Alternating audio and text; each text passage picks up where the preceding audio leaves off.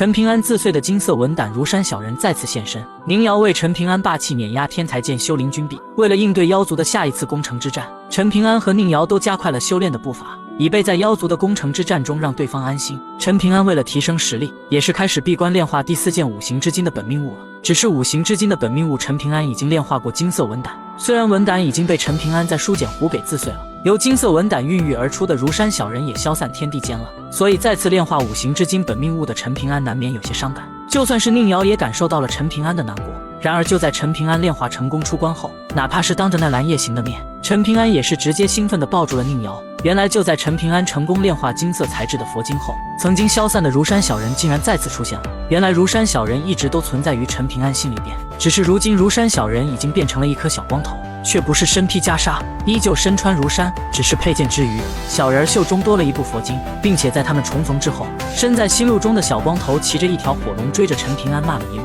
这是一场陈平安想都不敢去想的久别重逢，唯有梦中依旧愧疚难当，醒后久久无法释怀，却无法与任何人言说的遗憾和愧疚。因为陈平安的人生中有太多的不告而别与再也不见，因此即便是宁瑶都很少见到那么直白流露出雀跃神色的陈平安。尤其是长大后的陈平安，除了与他相处之外，宁瑶也会有些担心，因为陈平安的心境好像几乎就像个一位活了许久光阴岁月，见过太多悲欢离合的枯槁老僧。宁瑶不希望陈平安这样，所以看着真心雀跃的陈平安，宁瑶是发自内心的高兴。而在陈平安出关之后，也到了中土神州前来剑气长城历练的年轻天才们过3关的日子。此次前来剑气长城历练的年轻天才都是来自中土的少元王朝，这少元王朝也是中土剑修最多的一个王朝，所以面对他们年轻一辈的过3关之战，剑气长城许多剑仙都赶来凑热闹来了。而中土年轻剑修率先出战的便是他们之中天赋最高的林君璧。林君璧年仅15便已经是关海境剑修，更为恐怖的是他的破镜如流水。此次他们之所以会以关海龙门金丹境约战剑气长城，其实就是林君璧打算以1人战3人，也就是说林君璧每当迎战1个人后，他便会当场破镜，3场过后他便会从关海跻身金丹境。如此骇人的天赋，即便是在剑气长城也是1等1的天才人物。所以说就算林君璧真输了一场，也是虽败犹荣。由此可见，林君璧的自傲并不是完全没有理由的，因此第1场的对战林君璧自然是轻松战胜。然而就在他打完了第1场之后，出关的陈平安才和宁瑶姗姗来迟。得知2人身份的林君璧看了一眼陈平安就不再多看，林君璧倒是对宁瑶更感兴趣，毕竟宁瑶可是如今剑气长城年轻一辈天赋最高之人，即便是在浩然天下对宁瑶的溢美之词都数不胜数。然而林君璧看了几眼宁瑶却是摇摇头，宁瑶到现在还不是没有跻身元婴境，就更算不上了不起到好似什么天下无敌了吧。甚至林君璧没有觉得宁瑶是一个多好看的女子，比起他想象中的那个剑气长城，宁瑶差了许多。对此陈平安就有些生气了，这林君璧属实有些飘啊，打量完他女朋友还摇头是几个意思。所以陈平安就出言让林君璧要管好自己的眼睛，林君璧却不以为然，敢藐视自己的男朋友，宁瑶可就生气了。于是宁瑶就告诉他，我男朋友说什么你就得听什么，不然林君璧要是胆敢临时破境以龙门境出剑，宁瑶就会压在关海境；若是林君璧再继续破境以金丹境出剑，宁瑶同样会压在龙门境。宁瑶的意思就是他要来坐镇第2关对战林君璧，同时他还会比林君璧降低一个境界来出剑。这样一来，林君璧心底的那点小算盘就将会成为一个笑话。林君璧也深知自己与宁瑶差距太大，所以他思考一番后只得认输。林君璧的算计无非是想胜过剑气长城，很多人都觉得来到剑气长城要先打3场是对他们的欺辱，但其实剑气长城对于外乡人的过3关实则是一种礼敬。在剑气长城这边人的眼中，不过3关，或者就算连输3场又如何？能赶来剑气长城历练，去城头看一眼蛮荒天下，就已经足够证明剑修的身份了。并且公平公开的3场对战本身就算是一种尊敬。以剑气长城剑修的杀力之强，外乡人赢了，自然可以赢得剑气长城对强者的尊敬，然后就有了资格走上城头，甚至远去南边战场。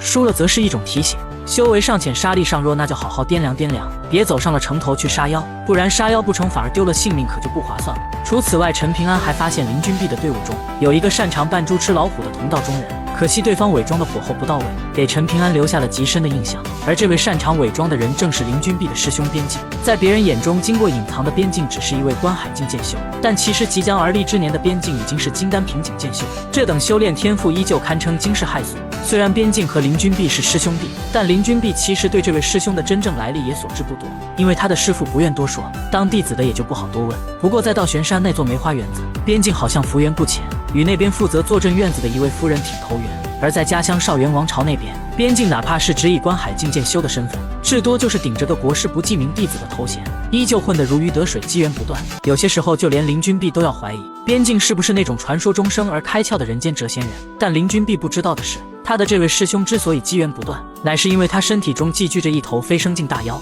此次边境之所以会不顾被发现的危险跟随林君璧来到剑气长城，是因为蛮荒天下即将就会全力进攻剑气长城，到时候他这头蛰伏已久飞升境大妖的作用可就大了。文胜现身落魄山祖师堂与裴前相见，陈平安在剑气长城开始为翻旧账做准备。经过了中土林君璧一行人的3场问剑之后，陈平安和宁瑶再次将时间投入到了修炼之中。陈平安几乎足不出户，一天将近10个时辰都在练气，宁瑶更加夸张，直接闭关去了。此外多余的时间，陈平安便会帮助新加入他们小团体的好朋友范大彻修炼。相较于宁瑶之前的几位铁杆好朋友，范大彻的天赋就要逊色许多了。如今范大彻虽已经到了龙门境瓶颈，但他仍是迟迟不能突破至金丹境，毕竟突破了修为，将来应对妖族的攻势才能更好的存活下来。不过破境一事也不是强求就能成功的，所以陈平安他们仍是会耐心悉心教导范大彻。而陈平安这一次打算在剑气长城这边最少要待5年，若是到时候和妖族的大战依旧未起，陈平安就得匆匆忙忙回一趟家乡宝瓶州，毕竟落魄山那边事情也不少。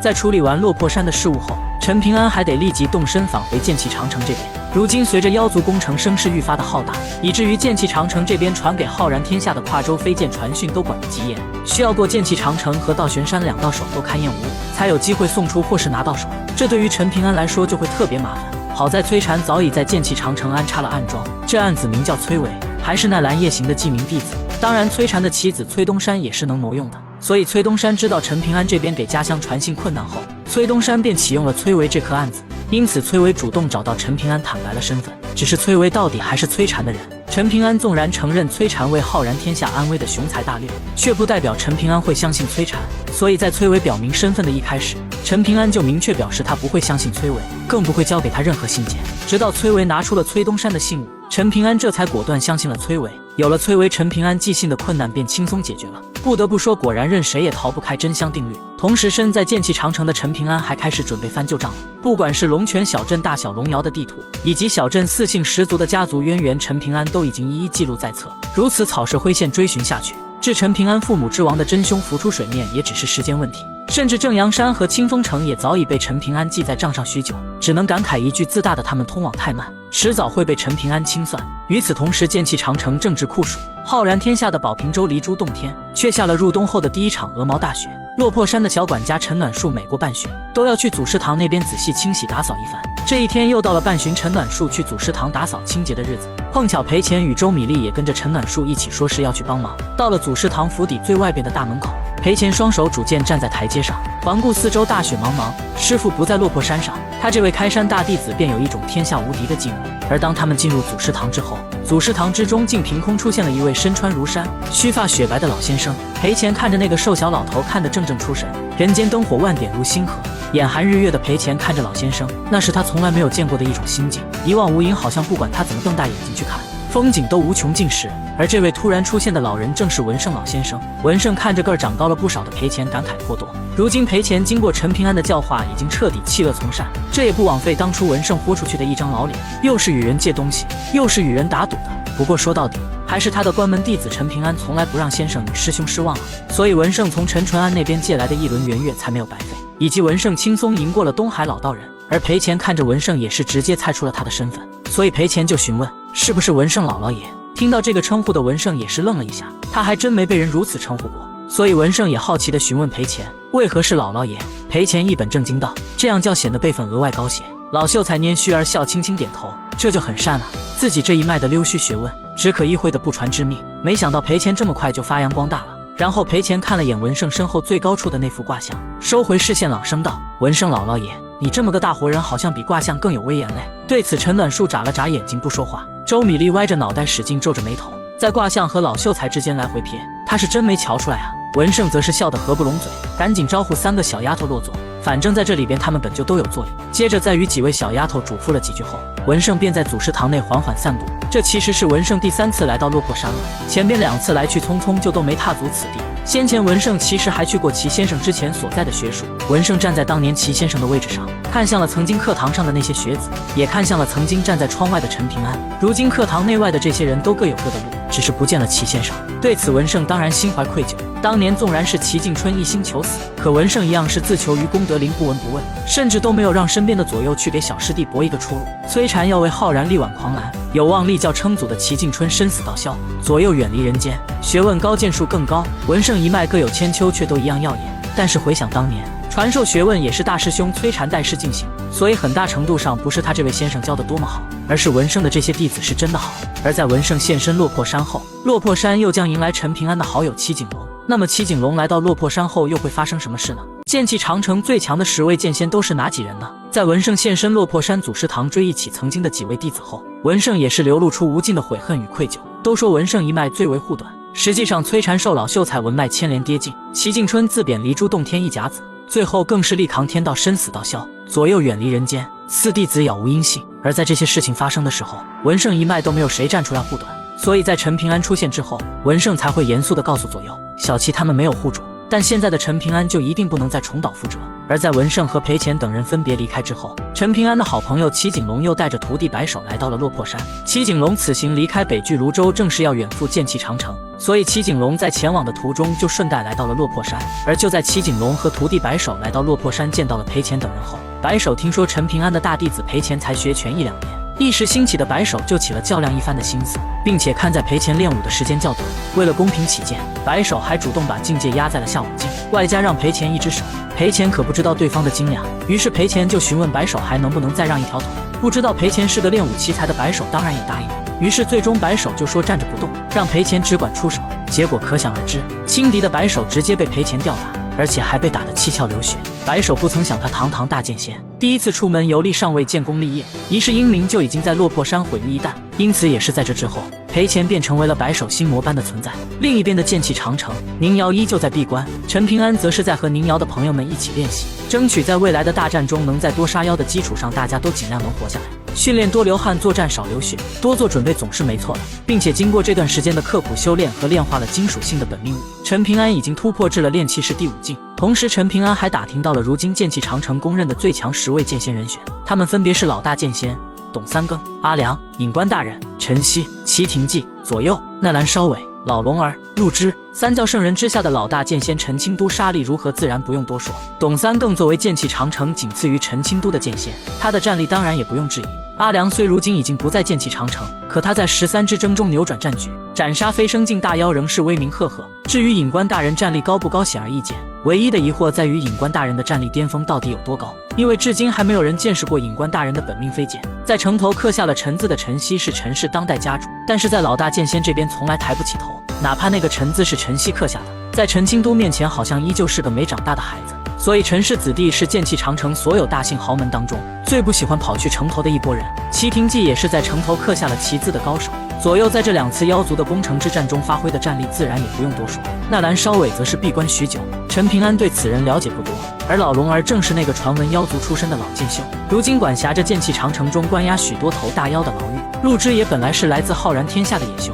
陆之从金丹境界就赶来了剑气长城，他可是一个人一步步杀妖成最强10人之一的。破境之后，陈平安照常前往了师兄左右那边学习练剑。在得知陈平安破境之后，左右告诉陈平安修炼的同时治学修心也不可懈怠，大概天底下就只有左右这种师兄，不担心自己师弟境界低，反而担心破境太快。左右唯恐陈平安破境太快，勤于修炼，从而影响治学修心。好在陈平安表示有师兄左右在身边教导，他哪怕想要懈怠也不敢，左右这才放下心来。而在陈平安加紧修炼的时候，剑气长城又来了一位跻身过最强6境的女子武夫，并且这位武夫还主动要挑战陈平安。那么陈平安面对这位女子武夫的挑战，又能否轻易胜出呢？陈平安与齐景龙在剑气长城再次相见，离珠洞天龙瑶竟然是真龙窍穴所在。随着陈平安跻身了炼气士第5境后，师兄左右也是提醒了陈平安修炼的同时治学修心也不可懈怠。对此陈平安自然表示修行修学两不误。而与此同时，剑气长城又来了一位金身境的女子武夫，这位女子武夫名叫玉卷夫。玉卷夫乃是来自浩然天下中土神州的玉家，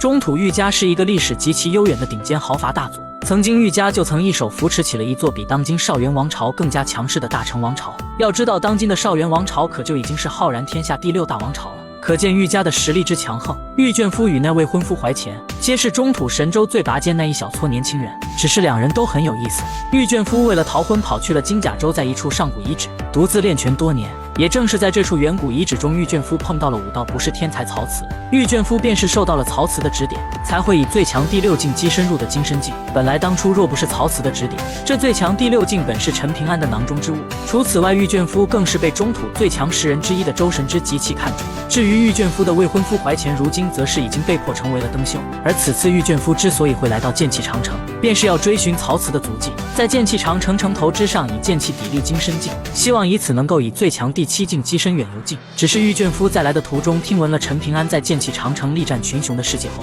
让玉卷夫只觉得天意如此，故而他当下所求唯有一事，就是要与那曹慈多次提及的陈平安在城头之上以拳对拳，要陈平安再次连输3场。如今陈平安同样是金身境，不得不说以最强第6境击升金身境的玉卷夫确实是有狂妄的资本，可奈何他的对手恰恰是总能创造奇迹的陈平安。而在玉卷夫来到剑气长城时，齐景龙带着徒弟白首也赶到了剑气长城。在见过宗主韩怀子后，齐景龙便带着白首去往了陈平安所在的宁府。得知消息的陈平安也早已等候多时，两位久别的好基友终于在剑气长城再次相见。通过齐景龙的讲述，陈平安得知了白首轻敌被赔钱教训一事，也是乐开了花。乐呵过后，陈平安还不忘火上浇油，因为陈平安已经寄信给落魄山，让赔钱等人来剑气长城历练一番。白首对于赔钱造成的伤害仍是心有余悸，所以白首一听赔钱也即将要到剑气长城，立即就想要返回北距泸州。奈何齐景龙不同意，白首眼神呆滞，因为陈平安时常在宁瑶跟前提起好基友齐景龙，所以齐景龙的登门，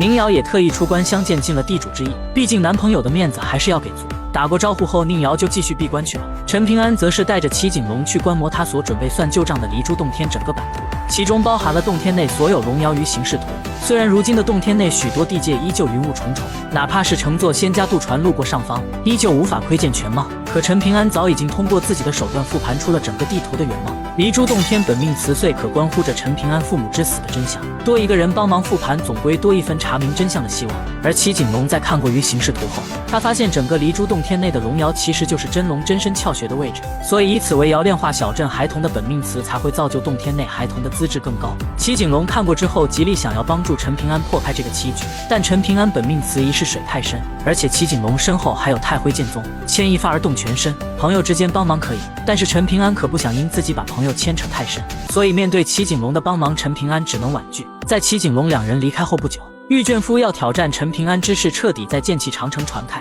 如今陈平安在剑气长城年轻一辈中也算是数一数二的高手，所以面对有人挑战陈平安之事，众人当然十分关注。只是陈平安并没有立即出面应战。其实陈平安关于自己和玉卷夫的6境瓶颈高度心中有数。当初在北距泸州到达狮子峰被李二叔叔喂拳之前，确实是玉卷夫更强，但是在陈平安打破瓶颈跻身金身境之时，就已经超出玉卷夫的6境5道一筹。所以如今陈平安面对同境界的玉卷夫根本不带怕的。撇开曹慈这位陈平安默默追赶之人，其余纯粹武夫只要是同境之争，陈平安不想输也不可以输。至于曹慈，哪怕将来再输3场，甚至是30场，只要曹慈还愿意出拳，那么陈平安便会出拳不停，心气绝不下坠丝毫。因为他陈平安心之神往处是齐先生的学问，是崔成的权益，是阿良曾经说过的强者之大自由，故而大道之上，陈平安心中并无敌手，唯有陈平安与陈平安为敌。陈平安在剑气长城都有哪些良苦用心的作为呢？裴钱等人又是什么时候前往的剑气长城？来自中土神州的女子武夫玉卷夫放出话来，希望与陈平安切磋3场。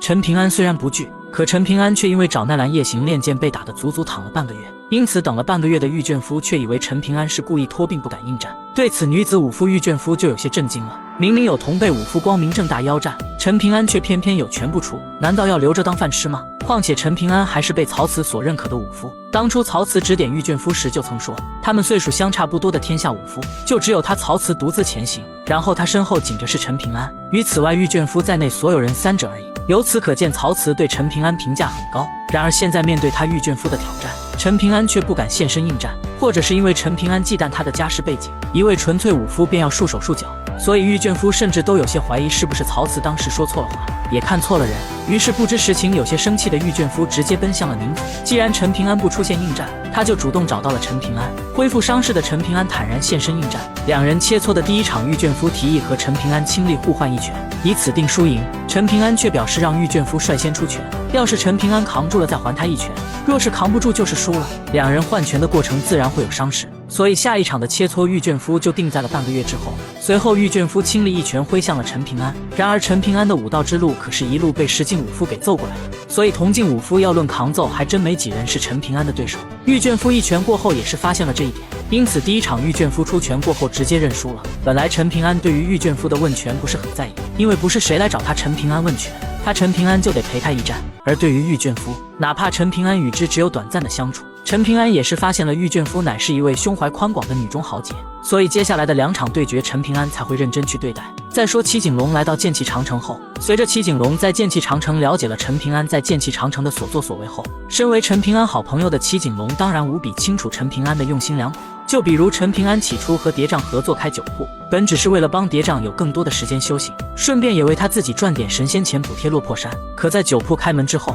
对剑气长城渐渐熟悉的陈平安就开始在酒铺挂无事牌，让前来喝酒的剑仙人人都能写下名字与心声，以此记录了很多曾在此处喝酒的剑修，畅饮后再去往剑气长城潇洒出剑。世人最终或会遗忘这些默默付出战死的剑仙，但陈平安却想留下这些故事在人间。同时陈平安也是在借此了解剑气长城这边剑修的心声，加快陈平安掌握棋盘的速度，并且在了解此地剑修人心的同时也是在关道。还有就是陈平安加盟的绸缎铺子，绸缎铺子中陈平安添加了印章和印补，以及写有各种好寓意的折扇。除了以剑脉之法兜售学问以施行教化之外，陈平安同样能借此了解人心原性。就如买印章之人多半就是印章上的文字契合了本心的道理或感情。然后就是陈平安给剑气长城孩童们讲浩然天下奇闻趣事的小学书。齐景龙同样知道陈平安是想通过对孩子的影响来进行对剑气长城的教化，不过齐景龙也明确地告诉陈平安，这样做会很慢。不过这其实也很契合陈平安的大道，毕竟从陈平安打100万遍撼山拳就可看出，所谓有志者事竟成，不能因为是难事任务艰巨就不做这件意义重大之事。看着陈平安的默默付出，齐景龙内心当然就更加认同陈平安这位好朋友了。与此同时的落魄山，青衣小童陈灵君已经下定决心，只要他跻身了金丹，就立即去北距泸州几度走将。裴乾则是终于收到师父陈平安的来信。陈平安知道如今剑气长城随时都有被攻破的可能，所以陈平安就想让裴乾和曹晴朗早些去剑气长城看一看，不然若是去晚了，将来很可能再也没机会看一眼剑气长城了。同时信中陈平安面面俱到对落魄山3位小女童都很公正，毕竟周米粒和陈暖树2位小精怪不适合去剑气长城，但在落魄山裴乾、周米粒和陈暖树3人总是形影不离。若是陈平安只让裴乾一人前来剑气长城，难免会伤了其他2位小女童的心，所以信中陈平安让陈暖树好好守着家。陈暖树天生宅，根本就不喜欢行万里路，他自然没有异议。对周米粒则是让他守着落魄山的池塘，池塘中可是有着陆晨所赠予的金莲种子。当然陈平安还说了，他没有忘记帮着周米粒养米。如今连剑气长城都有很多人知道了亚王湖大水怪的山水故事，剑气长城可是另外一座天下，周米粒以前是做梦都不敢想的事情如今发生了，所以周米粒也自然非常愿意在落魄山守池塘了。而裴乾的武道早在崔成的教导下就已经接近最强第4境了，如今裴乾又在莲藕福地吃了崔成的1半5运，裴乾的武道自然而然再次拔高了一筹。然而随着崔成的离去，现在的裴乾在落魄山只能跟随朱脸练拳，练拳的效果自然不如崔成。朱脸自己也深知这一点，因此朱脸给裴乾喂拳一直没有太狠，怕失了分寸。当然朱脸也有心软的成分，所以在这几方面的加持下，裴乾这阵子的练拳就有了些许问题。而此时裴乾收到陈平安的来信去剑气长城就很恰当了。裴乾看陈平安的来信时，魏博也是在场的，只不过信中虽然没有写，魏博还是看出了陈平安的隐忧。裴乾和曹晴朗这一趟去往剑气长城，重秋肯定会一同出发，可是只有重秋一人护送，陈平安其实还是有些不太放心，毕竟面对如今落魄山的仇家，重秋的实力还是有些难以应对。可如今的落魄山几乎算是半个落魄山山主的珠帘肯定无法离开，其余画卷3人各司其职，也各有大道所求，一时脱不开身。至于他魏博更不可能离开宝瓶中，所以这么说起来，陈平安真正忧心的其实是落魄山如今拔尖修士武学大宗师的缺失。至于已是仙人境修为的供奉江上真，陈平安就算请得动江上真的大驾，也肯定不会开这个口。至于崔东山，陈平安则是没有提及，毕竟崔东山正在全力帮助崔禅打理宝瓶中，为将来抵御妖族做准备。不过魏博为了裴乾等人的安危，直接联系到了崔东山，让崔东山来为自己的先生分忧解难。崔东山自然毫不犹豫答应了下来。然后裴乾一行人正式出发前往剑气长城。那么陈平安和玉卷夫剩余的2场对战又会如何收场？